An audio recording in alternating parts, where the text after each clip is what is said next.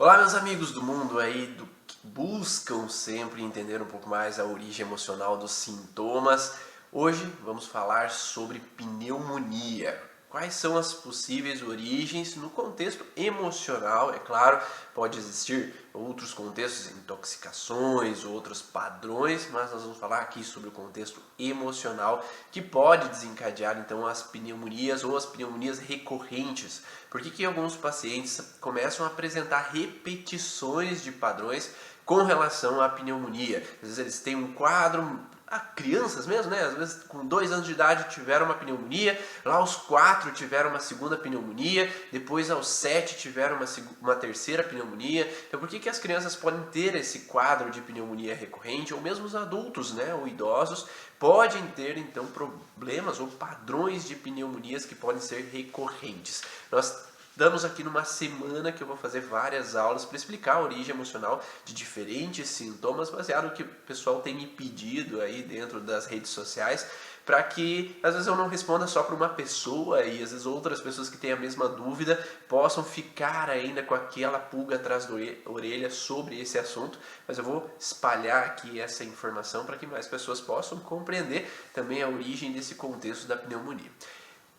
Partindo do pressuposto que nós temos então dentro do contexto emocional 2 tecidos que são os principais relacionados à pneumonia. Nós temos os alvéolos pulmonares e temos os brônquios, que têm características diferentes e podem então expressar esse sintoma para os pacientes. Mas cada um tem um contexto emocional diferente, tem uma percepção diferente que gera fragilidade diferente para cada um desses tecidos e começa a ter então uma disfunção, gerando o que é chamado então de pneumonia, que pode ser uma pneumonia então em alvéolos ou pneumonia com relação a brônquios. Mas antes de mais nada eu quero saber de quem está aí, está conseguindo me ouvir, senão eu vou falar aí 1 hora e ninguém está me ouvindo direito, daí eu não vou saber. Então dá um ok aí, ou clica no coraçãozinho aí, só para eu saber se vocês estão ouvindo, para eu continuar aqui o raciocínio, para saber que vocês não perderam nada de informação. Então, por favor,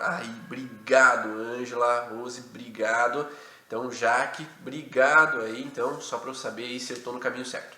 Com relação, então, vamos partir de um tecido mais arcaico. Tecido mais arcaico, ou seja, um tecido que vem anterior embriologicamente.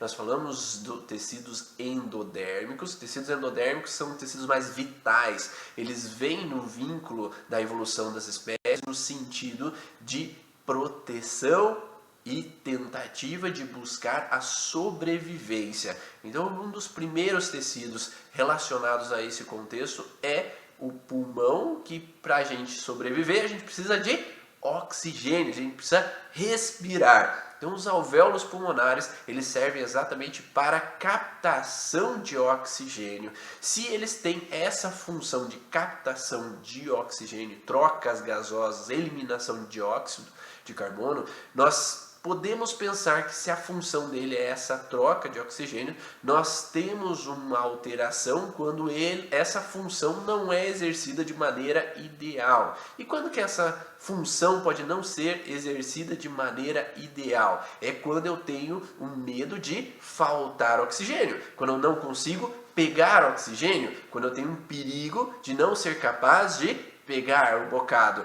Então, nesses contextos endodérmicos, nós temos 2 funções principais. É pegar o bocado ou cuspir o bocado.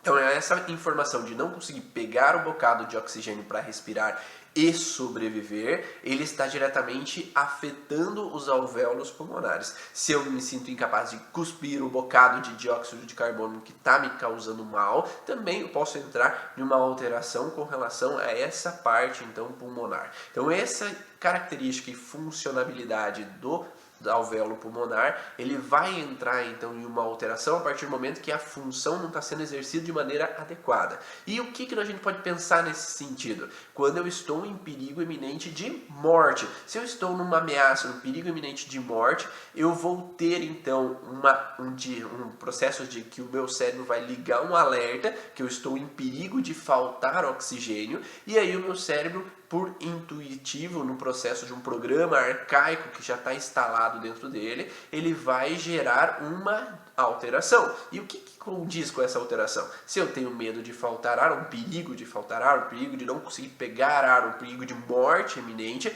eu vou proliferar células. Porque quem sabe, quanto mais células tiverem no meu pulmão, maior vai ser a capacidade de captar oxigênio. Se eu tenho menos células no meu pulmão, eu tenho menos capacidade. Então, ou seja, se eu estou em perigo iminente de morte, quanto mais eu prolifero células naquela região, mais eu tenho uma capacidade de captação.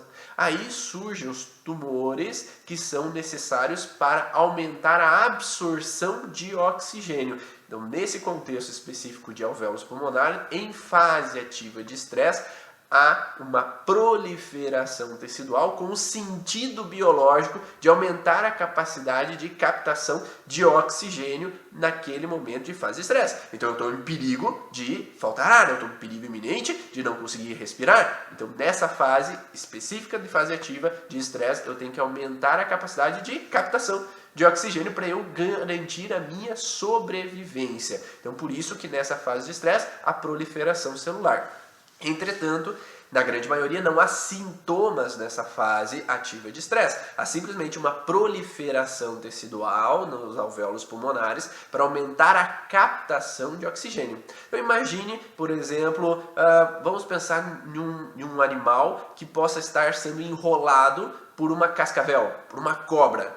Então, nesse momento que ele está sendo enrolado, ele está em um perigo iminente de morte. Nesse momento, ele está em estresse, em tensão, em ameaça.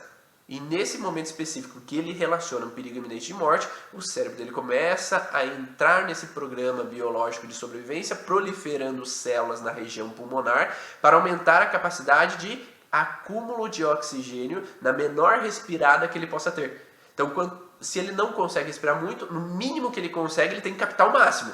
Porque a partir do momento que ele capta o máximo, ele garante um tempinho a mais de sobrevivência até que ele possa, talvez, escapar daquela cobra. Ou aquela cobra, ela solta um pouquinho, ele tem uma chance de sobrevivência. Ou tem um outro amigo dele que chega lá e incomoda a cobra e faz com que ele tenha uma chance de fugir. Então, nesse momento de fase ativa de estresse, eu tenho que acumular. A natureza é fantástica, então eu vou proliferar. Só que se é feito algum exame, por exemplo, nesse momento que a pessoa está vivendo essa noção de ameaça iminente de morte, vai aparecer um tumor naquele local do pulmão, numa proliferação tecidual para aumentar a capacidade de captação de oxigênio e vai ser considerado como um tumor maligno, se essa proliferação está além do que a medicina convencional acredita como natural. Então, nesse momento, se o estresse é muito intenso, de perigo iminente de morte, seja de uma pessoa próxima, às vezes eu posso acompanhar alguém no leito de morte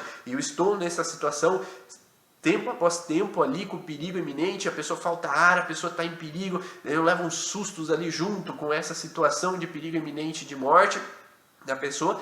Em geral, essa pessoa que vivencia essa situação com outra pessoa, ela em geral vai ter um ponto, um nódulo no pulmão de proliferação tecidual. Agora, se eu vivi um acidente onde meu pai e minha mãe estavam juntos e eles passaram por um perigo iminente de morte, eu estava lá, não sofri isso, mas duas pessoas, elas viveram a situação de perigo iminente de morte, ou que eu vi ali naquele primeiro momento que elas estavam morrendo. Então eu vou ter dois nódulos. Cada nódulo é representante de uma pessoa. Ou se 3 pessoas, 3 nódulos vão aparecer. Então, quanto ao número de pessoas, é o número de nódulos que vão aparecer no pulmão dessa pessoa que está ali visualizando essa situação. Então, cada pessoa é uma região específica no pulmão que está nessa proliferação tecidual quando nós falamos de alvéolos pulmonares. Agora, se o perigo iminente é com a própria pessoa, então eu recebi, por exemplo, um diagnóstico de câncer e para mim câncer é morte.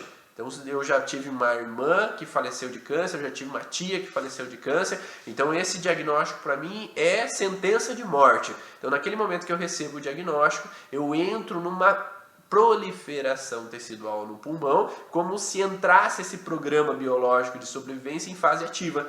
para que eu possa tentar sobreviver durante aquele momento de ameaça iminente de morte. Meu corpo ele não sabe distinguir que eu estou com aquela cobra enrolando no meu pescoço, que eu estou em ameaça de morte, eu tenho uma arma na minha cabeça que eu estou em ameaça de morte, ou se eu estou com um diagnóstico de uma doença que eu vou perceber como um perigo iminente de morte. Para o meu cérebro, pensamento de morte é uma representação que eu tenho que proliferar células no pulmão, porque talvez captando mais oxigênio eu vou te salvar daquela situação específica. Então nesse momento, quando eu vivo essa situação de estresse, meu corpo gera mais de um nódulo, vários nódulos, né? Quando é comigo mesmo. Então quando é com uma pessoa específica, um nódulo, quando é com duas pessoas, dois nódulos, três pessoas, mas quando é comigo mesmo, há vários nódulos que são proliferados no meu pulmão, principalmente na região superior, que capta mais oxigênio para que eu possa absorver mais oxigênio e sobreviver naquele momento.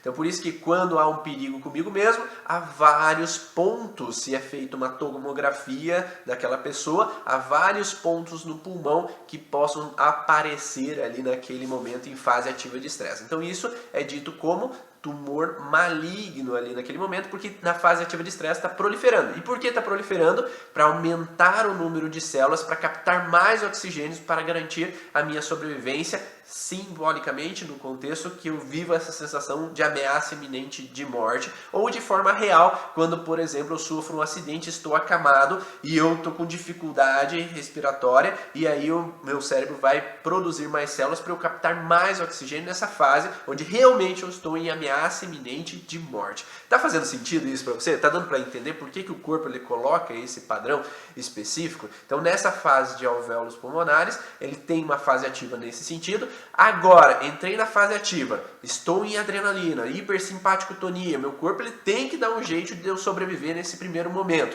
ele prolifera células. Agora, ufa, passou, minha mãe e meu pai saíram da UTI, eles estão bem e a gente acredita que vai dar tudo certo, ou eu saí daquela perigo iminente de morte, agora eu saí do tratamento que eu estava fazendo de tratamento com relação ao câncer, o médico falou, já está de alta, agora já está tudo ok, eu relaxo.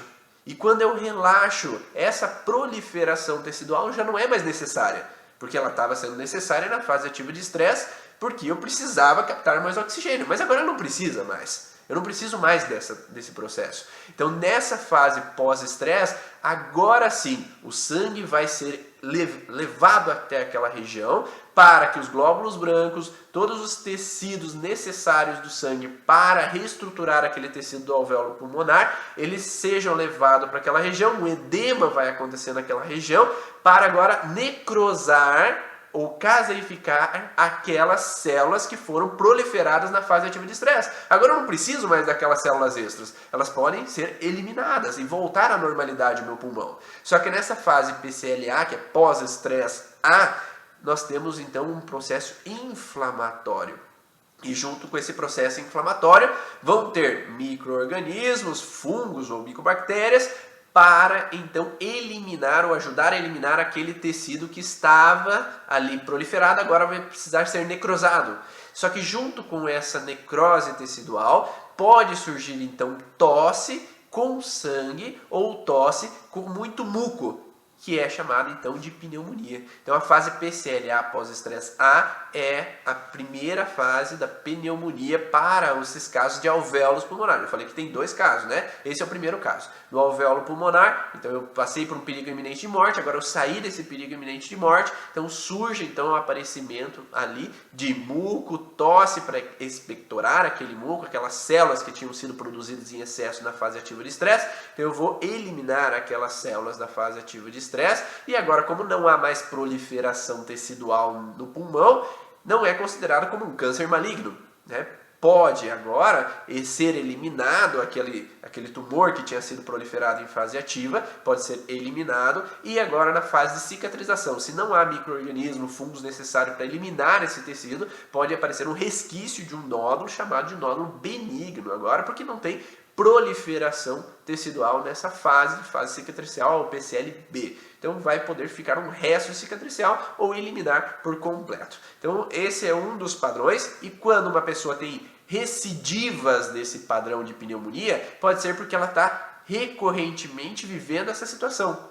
Eu já tive, por exemplo, crianças que passaram por uma situação onde a mãe desmaiava e ela acreditava como se a mãe tivesse morrido ali naquele momento. Então, aquele perigo iminente que eu vejo a minha mãe passando por aquela situação, eu entro numa ameaça de alvéolos pulmonares, onde que liga uma proliferação tecidual e, dependendo da intensidade, para aquela criança pode gerar uma pneumonia posteriormente. Ou o pai ataca a mãe num sentido onde que ele vê ou ela vê aquela criança como um perigo iminente de morte para a mãe.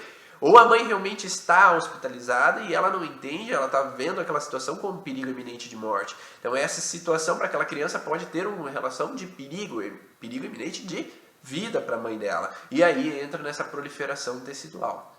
Quando ela vive uma outra situação, ou repete essa história, vê a mãe desmaiando de novo, ou passa por uma situação de que vê o pai atacando a mãe, ou mesmo eu já tive casos de crianças que presenciaram a mãe ameaçando ela mesma de morte. Então eu vou me matar se você continuar fazendo isso, ou eu prefiro morrer do que essa situação. Depende da interpretação da criança, é claro. Se essa chantagem emocional da mãe, ela capta para aquela criança como uma sensação de que a mãe vai morrer, ela entra numa fragilidade pulmonar, de alvéolos pulmonares, e pode proliferar célula em fase ativa, mas a partir do momento que ela relaxa que tudo voltou à normalidade, está tudo ok, ela entra então nesse processo então da pneumonia, nesse sintoma de expectoração, de tosse na fase pós-estresse, que vai gerar então esse diagnóstico de pneumonia na fase PCL-A, pós-estresse A.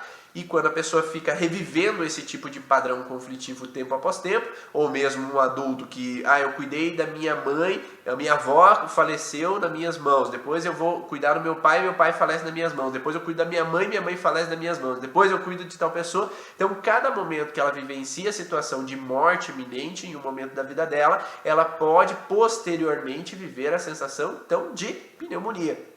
Ou vamos dizer que um paciente recebe diagnóstico de câncer mesmo. Então ele recebe diagnóstico de câncer e ele vê aquele diagnóstico como um perigo iminente de morte. Então tem uma proliferação tecidual pulmonar. E ali passou essa fase, agora o médico dá alta, que já está tudo ok, mas dá alta, mas daqui a um ano você vem fazer de novo um exame. Daí ele vai lá, passa por uma pneumonia pós essa situação, agora relaxou que melhorou, já saiu daquele câncer. Mas daqui um ano ele vai fazer diagnóstico e retornou aí o câncer. Ele volta a reativar o processo de proliferação tecidual ali na região do pulmão. O que pode acontecer nesse caso, nesse paciente que vem com diagnóstico? Então ele tem um diagnóstico, por exemplo, de câncer de reto do intestino, ou tem um diagnóstico de câncer de ovário ou de seio, né? E aí essa pessoa que recebeu esse diagnóstico, ele tem essa relação já na história dele, na família, que já outras pessoas morreram de câncer, e naquele momento ele vê esse perigo iminente que ele vai morrer também.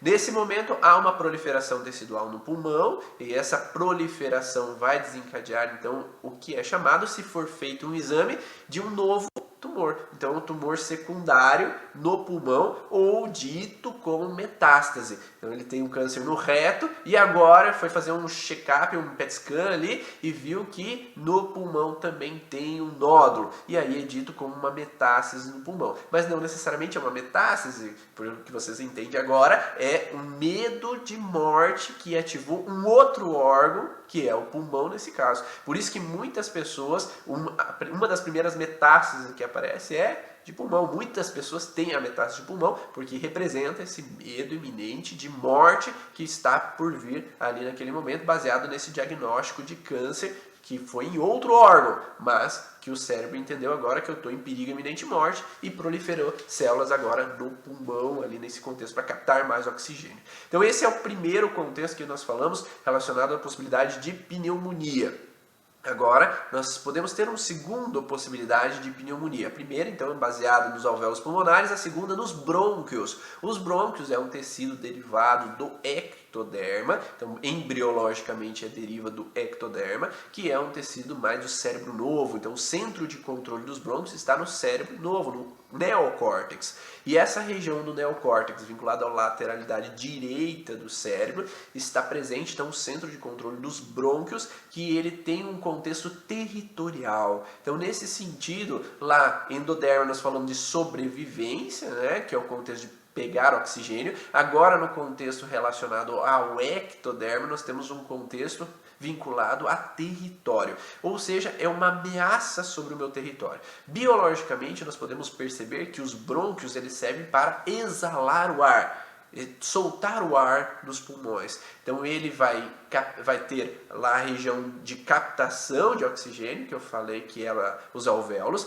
mas os brônquios servem para jogar o ar para fora ou os ductos que vão trazer o ar para dentro dos pulmões. E nesse contexto de alterações em ductos ali, que são os brônquios, nós vamos ter uma relação de ameaça sobre o meu território, onde eu não posso dissuadir. Então, para que serve principalmente o brônquio?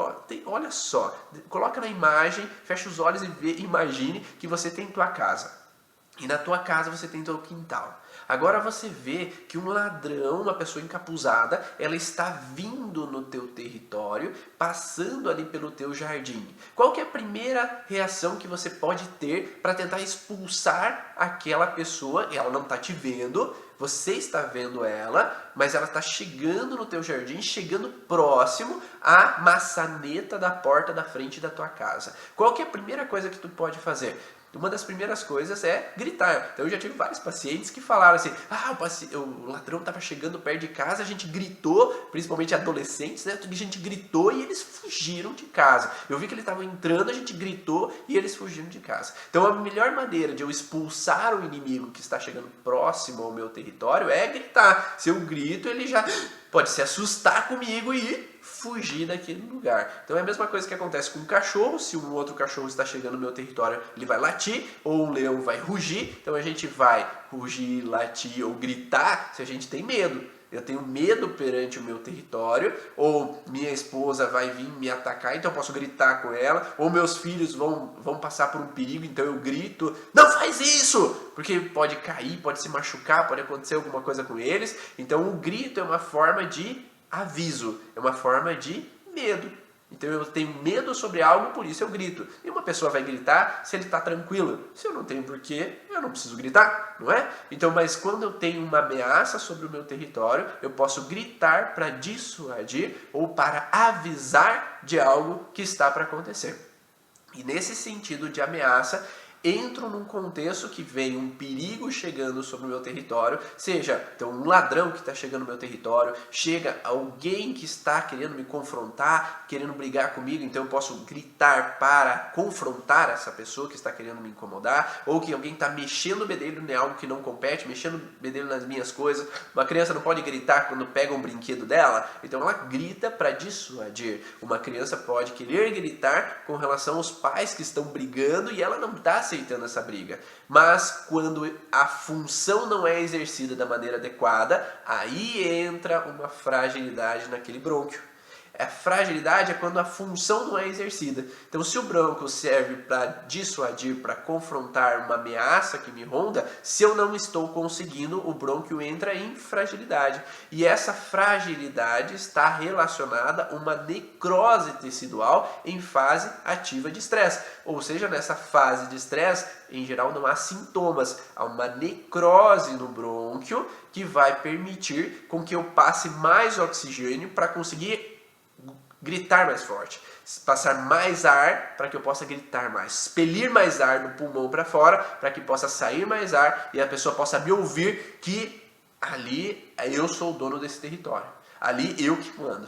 Então, nesse sentido, na fase ativa de estresse é uma tentativa, um sentido biológico de facilitar com que eu possa expelir mais oxigênio dos meus pulmões, expelir mais ar dos meus pulmões para dissuadir aquela ameaça que está chegando ali naquele momento. E nesse sentido, quando há uma ameaça, então em fase ativa de estresse há uma necrose, mas na fase pós-estresse, ou seja, quando eu relaxo, enfim, o ladrão foi embora, enfim, aquela pessoa que estava ameaçando meu território parou de me incomodar, enfim, meu irmão parou de encher a paciência com relação à herança da família, enfim, minha esposa parou de querer brigar comigo por causa daquilo que aconteceu, enfim, meus pais pararam de brigar tempo após tempo com relação às situações que estavam acontecendo, aí surge um processo inflamatório.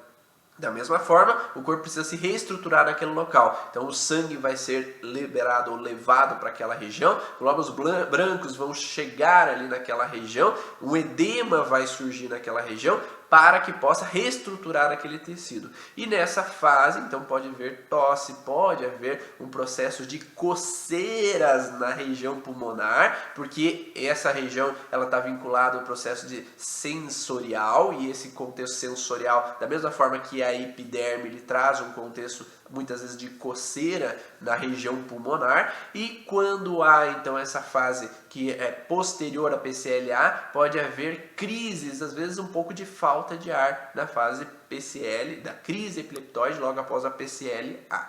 Isso pode acontecer nesse sentido e pode desencadear uma bronquite para uma pessoa ali na fase pós-estresse. O que diferencia a bronquite da pneumonia? A pneumonia ela entra com os canais coletores do rim afetados ao mesmo tempo. O que é isso? Os canais coletores do rim eles servem para acumular líquido. Eu vou reter o líquido e evitar de eliminar líquido em excesso, urinar em excesso. Então eu tenho uma retenção de líquido. E isso acontece em conflitos relacionados à sensação de abandono ou desabamento da existência, uma sensação de me sentir deixado de lado, uma sensação de se sentir excluído. Então nesse sentido, quando há essa percepção de abandono junto com o contexto de brônquios, de ameaça no meu território, há então a pneumonia brônquica. Então, nesse momento, surge uma alteração em brônquios com um edema maior, ou seja, os canais coletores vão reter mais líquido, vai ter mais edema, e aí surge o que é a pneumonia viral.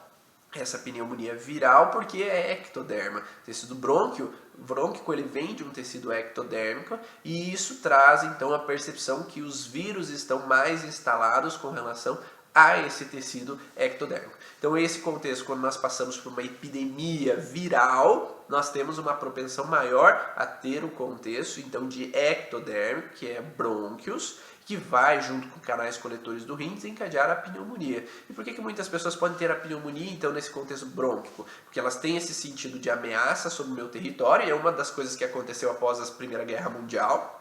Ameaça no meu território, perigo no meu território, mas também poderia ser uma alteração com relação ao alvéolo pulmonar. Um perigo, uma guerra gera muitas mortes, e esse contexto que a morte me ronda afeta a parte então de alvéolos pulmonares. Então nós podemos ter uma pneumonia bacteriana, mais voltado com o tecido endodérmico, de ameaça iminente de morte, mas também poderíamos ter pneumonias virais no contexto ectodérmico, na sensação de ameaça no meu território. Então tem um inimigo chegando sobre o meu território e eu tenho que defender meu território, mas aqui eu não estou conseguindo. É perigoso eu confrontar esse território, confrontar essas pessoas que ameaçam o meu território, então é melhor eu ficar quietinho aqui no meu canto para evitar que eu passe por um risco, para evitar que os meus próximos passem por um risco. Então esse contexto de brônquios está direcionado também a esse sentido então de ameaça, mas com desabamento da existência, porque agora eu estou sozinho.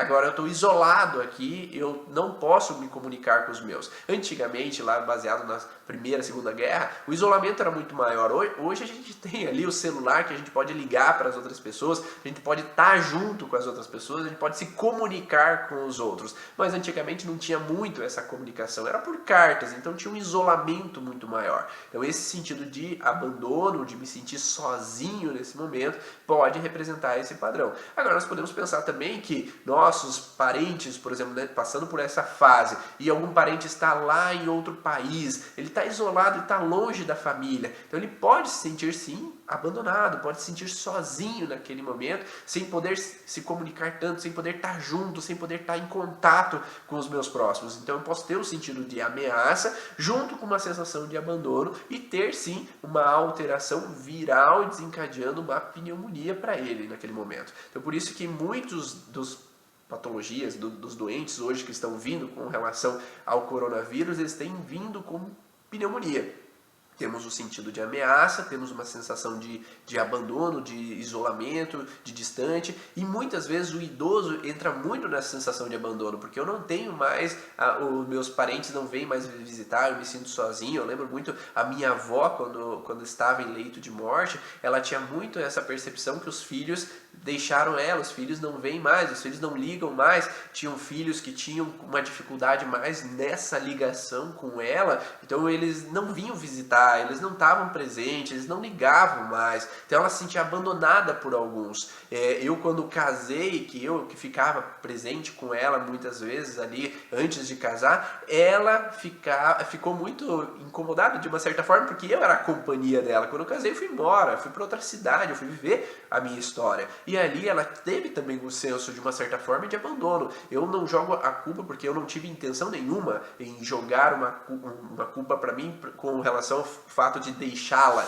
Naquele momento eu precisava seguir a minha estrada, seguir o meu destino. E ali, mas para ela, talvez naquele momento, teve um processo de desabamento, de sentir deixada de uma certa forma. Então esse contexto de sentir deixado, ele também representa um senso de abandono. Por isso que falam muito nesse contexto hoje em dia de esteja em contato com os teus. Não deixa os teus abandonados. Eu não estou falando que hoje, com essa impossibilidade de irmos até fisicamente, mas você não possa ligar, entrar em contato, mandar mensagem aí, para que eles se sintam acolhidos, que eles sintam que você está ali. Então não se sintam abandonados. Então esse contexto de contato, não necessariamente hoje físico, mas um contato pelo WhatsApp, um contato por ligação, para dizer que você está ali por eles, faz com que eles saiam um pouco desse contexto do canais coletores do rim, de abandono, que faz com que diminua um pouco essa intensidade da sensação do canal coletor do rim, que pode afetar muito mais o sintoma físico para o teu paciente ou para os teus familiares, pelas pessoas próximas de você. Então agora você entendeu que tem dois padrões relacionados à pneumonia. Padrão de alvéolo pulmonar, que é um tecido mais arcaico de endoderma, que vai estar relacionado a essa ameaça iminente de morte que está me rondando, e o tecido ectodérmico, que está relacionado ao contexto vinculado de ameaça, um perigo me ronda, uma pessoa me ronda. Então, parte de alvéolos pulmonares, a morte está sobre mim, parte relacionado aos brônquios, uma sensação de ameaça, um susto, um perigo sobre o meu território que me ameaça e eu não posso dissuadir, junto com os canais coletores do rim, no senso de abandono, desabamento da existência, que vai reter mais líquido e produzir então essa relação de uma pneumonia viral ou pode ser até bacteriana, que alguns profissionais da área das leis biológicas falam que na parte de brônquios, se em fase ativa de estresse há uma necrose em excesso na fase ativa de estresse, pode gerar então uma pneumonia bacteriana relacionada aos brônquios também. Então é possível ter essa suposição em fase ativa de estresse, numa necrose exagerada do brônquio. Espero que tenha ficado claro essas informações para quem me pediu sobre as pneumonias, por que a recorrência. Então imagine uma pneumonia viral, se o paciente é uma criança e ela fica recorrentemente com uma mãe numa sensação de briga, discussão com o pai com a mãe, então ele tem diretamente esse processo de ameaça sobre o território, ou o pai com o vô, ou umas situações de conflito, por exemplo, que a gravidez não foi bem aceita já, e o vô, foi antes do casamento, e o vô brigou com a mãe enquanto a mãe estava grávida com relação àquela criança. Então teve uma ameaça no meu território. Agora, com 2 anos de idade daquela criança, volta a ter uma discussão do pai da criança com a mãe e aquela ameaça se reativa. E depois, posteriormente, aos 6 anos de idade, de novo uma situação de discussão nesse mesmo contexto de ameaça sobre o meu território. Isso vai reativando padrões e quanto maior o padrão conflitivo, maior é o sintoma que essa pessoa possa ter. Agora falando do contexto de brônquios com relação ao abandono. Porque se essa criança vive brônquios, uma ameaça no meu território, e eu não tenho com quem falar, porque meu pai e a mãe brigam, e cada um vai para o seu canto, e agora eu estou sozinho. Ninguém vem conversar comigo. Eu não estou entendendo o que está acontecendo. E agora eu tenho que ir para o meu quarto, eu fico lá chorando sozinho, sem ninguém para me acolher. Então essa criança ela está numa sensação de abandono, junto com um senso de ameaça sobre o território dela, que faz com que ela perceba uma sensação de desprotegida, abandonada e numa ameaça. E isso está ativando brônquios junto com os canais coletores do rim, e aí pode desencadear. Quando enfim a mãe e o pai saem daquele estresse, volta à normalidade, volta a brincar, volta a estar junto com ela, agora eu posso relaxar, e agora na hora de relaxar eu posso ter então uma relação inflamatória nessa fase então de pós-estresse com relação ao contexto de brônquio e desencadear uma pneumonia. Então faz sentido para você? Está dando para compreender que sim, é possível ter sintomas vindo de um contexto emocionais com relação à pneumonia, que o paciente pode apresentar uma fragilidade pulmonar que pode desencadear então esse sintoma. Amanhã vou falar um pouco mais sobre outras patologias aqui que você possa compreender também a origem emocional desses sintomas, todo dia 8 horas da manhã, para explicar então e que todos possam compreender e utilizar isso na prática com o seu paciente. Grande abraço, um ótimo dia, ou melhor, como fala um amigo meu, faça um ótimo dia hoje, dentro do que você pode, dentro com a tua família, dentro das possibilidades. Use esse dia para você, para refletir, para pensar e colocar na cabeça o que você quer para o teu futuro. Um grande abraço, eu te vejo na próxima aula.